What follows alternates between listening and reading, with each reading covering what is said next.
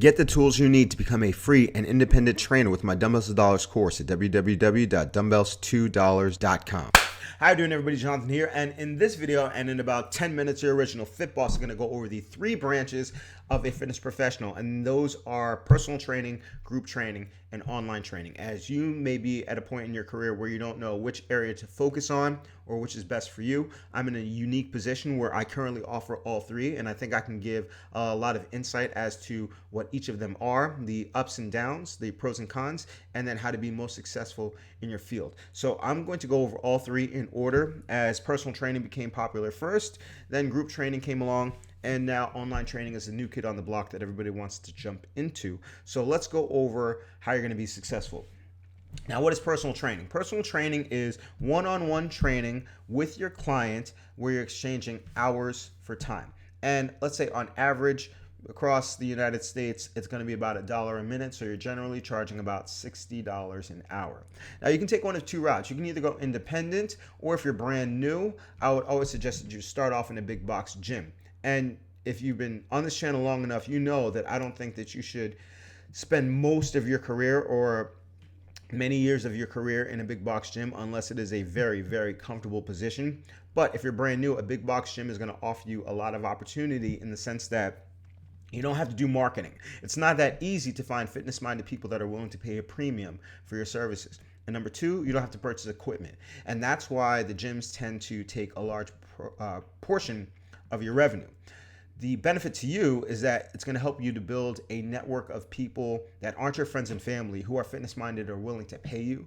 And then number two, you really only have to be good at two things. You really only have to be good at training and sales. And with some gyms, you don't even have to be good at sales. You can just focus on training because they have a sales staff specifically dedicated toward closing sales for you. So there are pros and cons. The pros is that you get to focus on building your craft and building your network.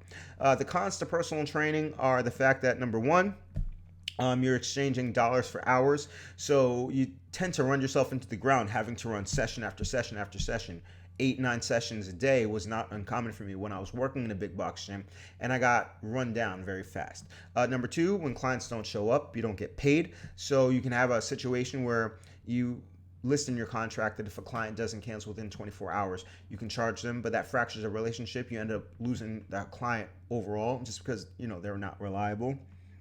And then number three, just the fact that you're giving away so much money. But when you're brand new, I honestly think beggars can't be choosers. You just kind of have to deal with it. Another drawback is that if you don't get along with the client, it can be kind of a drag. It can be harder to sell. The best situations are when you and the client have a lot in common. Now, if I talk about my personal situation, the only reason why I'm doing personal training, number one, I know the guy's wife. I trained her a long period of time, and he is in this big money contest now where the pot is like $200,000. All he has to do is hit his goal, and he can win that money, which I know that I can get him to do. And then if he hits his goal, then I get 10%. So it was a no-brainer. And on top of that, he's into cars, I'm into cars. He's into sports, I'm into sports. He's dedicated, I'm dedicated.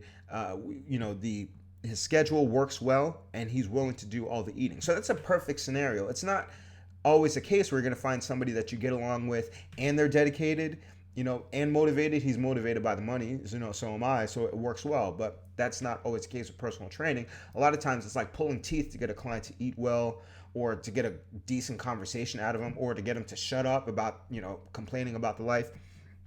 So personal training isn't always the best, but it might be where you have to start. Now, if you're starting off at a big box gym, I think your next best route would be to get your feet wet with group training within the big box gym. Because again, you don't have to do the marketing, you don't have to buy equipment, and it's going to give you an opportunity to build a network of people who are interested in fitness. You're going to be able to see them multiple times. So maybe you're only getting paid $35 for that hour, but it's going to teach you how to manage people. And then again, it's going to get more people in front of you, more people for you to friend, more people for you to get to know, so that when you're able and when you're ready to start your own business, there is a professional network of people that are going to support you and perhaps follow you. All right. So once you're done with the whole big box gym route, then you go into group training. That's where I am now. And that's my favorite branch of fitness. And with group training, multiple people are paying you for the same period of time to experience your show. All right. I consider my bootcamp a show.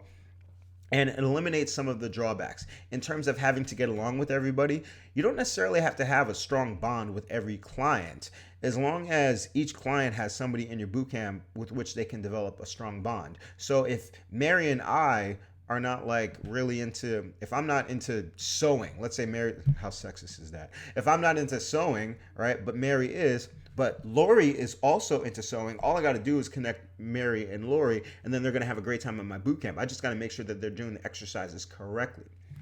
In terms of marketing, I think marketing is a little bit easier for bootcamp than it is for personal training, because you can have a packed house of bootcamp, make a Facebook ad out of that, and that's a little bit more compelling than a one-on-one personal training session. No matter how intense it is, it's more compelling because everybody wants to go where the party is. All right, so I think it's going to be easier to market, and then it's going to be easier to sell because it costs less. And so there are some people that may not be able to afford your personal training, but they can afford your boot camp. And, even if you're not getting paid $60 an hour by 10 people, if you're getting paid $20 an hour on average by 20 people or 30 people, then you're killing the game. You're making way more money. All right. And then you don't have to put in as many hours. I only train 3 hours a day for my boot camp, so I'm never tired. All right. The last area is going to be online training, and that seems to be the area that every trainer wants to get into because it's supposed to be super easy. And guess what? It is super easy to run or maintain an online personal training client, provided, and this is the hard part, that the client is dedicated enough to work out on their own, willing to pay for somebody that's not even there, and has the equipment to implement the workouts that you're suggesting. So it's going to be very hard if you have no clientele, no professional network, to just start marketing online, because you're really just selling an invisible idea. You're not even really selling yourself because you're not really going to be there. You're selling your brain, all right? You're just selling your brain. And that's a lot to get somebody to pay a premium for, even though every trainer on earth now wants to find this rich professional that just needs somebody to keep an eye on them.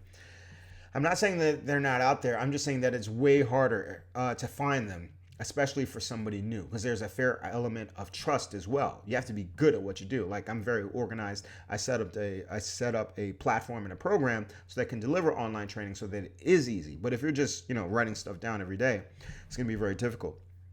So I'd say online training, while it is the easiest to implement, it's the hardest to find the right fit. So I wouldn't necessarily suggest that if you're brand new, trying to just build your online business. I mean, there are a lot of gurus out there that'll charge you $10,000 to $20,000. If you want to go that route, go for it. But there is an area where I think you can be successful with online training, and that's if you use it as an add-on for your personal training or your group training. Where if you're a personal trainer, if you want a client to train 4 times a week, they can only afford 1 time a week, you'd say, hey, sign up for 1 time a week. I'll be able to give you 3 online workouts. I can pop in, here and there, and then it's like I'm there with you, but you still have some kind of point of contact. And then that may save a client from saying it's not worth it, to saying, you know what? Yeah, it's worth it. Even though I only get to see him once, I still get that support, as opposed to not getting any support at all. For boot camp, if somebody travels often, like for my clients that travel often, or I have a boot camper that went off to school, she can't make it to class, then I offer them boot camp as an add-on or a substitution. And then, boot camp, they can just come in whenever they want because they have an online training program, and that sweetens the deal. But when it's just online training, I think it's a lot easier for somebody to just back off and go like, this isn't for me. It's just much harder for them to maintain consistency, and it's much harder for them to feel that you're with them when you're not actually with them. So those are the 3 branches, all right? In terms of if you want to start your online business, I think you're going to have a fair amount of a social or professional network underneath you before you want to go that route. If you're brand new, I'd say start off with a big box gym, get good at sales and training, then get good at managing groups, then get good at running businesses so that you can run your boot camp. I think that's where you're going to make your most money. And then from there, you can get fringe clients with the online training who can't always make your boot camp. Or you can get fringe clients with the personal training in the big box gym who can't always afford your personal training rates.